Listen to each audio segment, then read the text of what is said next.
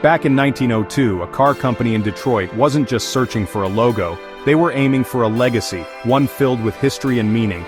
Instead of creating something entirely new, they looked centuries into the past, drawing inspiration from the life of a French explorer named Antoine de la Mothe Cadillac, who by the way founded Detroit in 1701. Antoine Lomé was born on March 5, 1658, in Saint-Nicolas-de-la-Grave, right in the Gascony region of France. He came from a middle-class family, but when he landed in North America during the 1680s, he, well, totally reinvented himself. Taking on the aristocratic-sounding title de la Mothe Cadillac, he actually borrowed bits and pieces from the names of nearby estates and towns in France, La Mothe and Cadillac, to, build a more prestigious identity. He also took on a coat of arms, which featured all sorts of symbolic medieval imagery, crowns, stripes, pearls, and these 6 stylized blackbirds called merlets.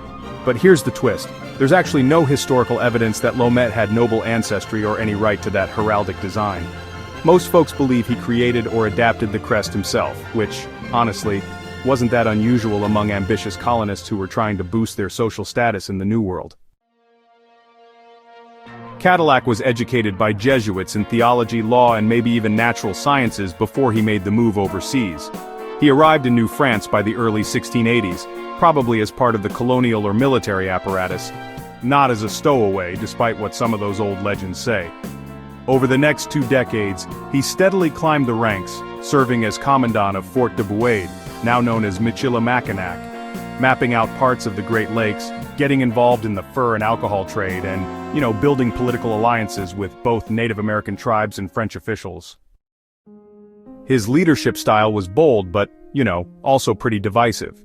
While he gained support among colonial elites, he also earned opposition, particularly from Jesuit priests, who criticized his morality and accused him of illegal trading practices.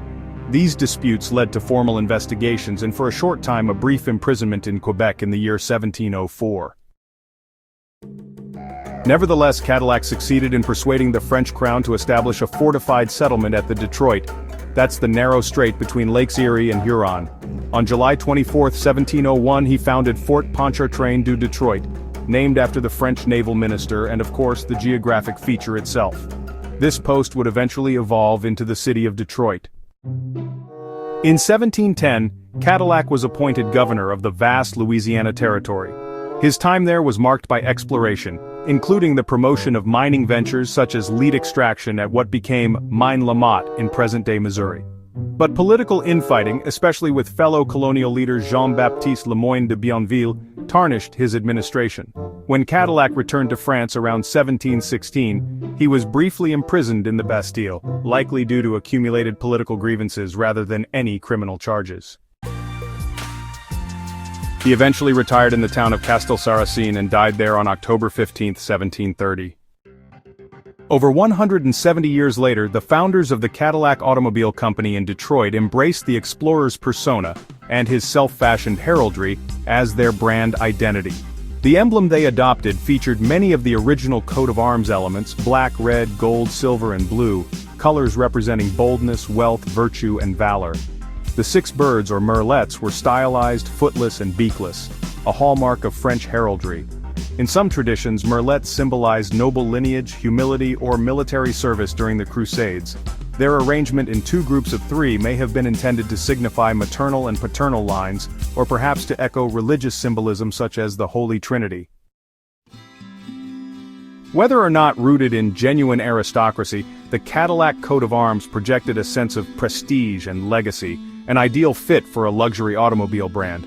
Over the decades, the Cadillac logo evolved, ornate shields were modernized, laurel wreaths came and went, and by the early 2000s the merlets quietly disappeared in favor of cleaner contemporary design, but their symbolic origin remains embedded in the brand's DNA. From Antoine de la Mothe Cadillac's ambitious reinvention in colonial North America to the chrome emblems on modern city streets, this story shows how brands often weave fact, fiction, and flair into legends that endure. If this dive into the branding behind one of America's iconic names got your gears turning, hit subscribe. Next time, we'll reveal the tale of a brand whose name hides a typo from a British dictionary. and whose mascot, inspired by a swift African antelope, now sprints the globe. Thanks for watching Branded, where every brand has a backstory.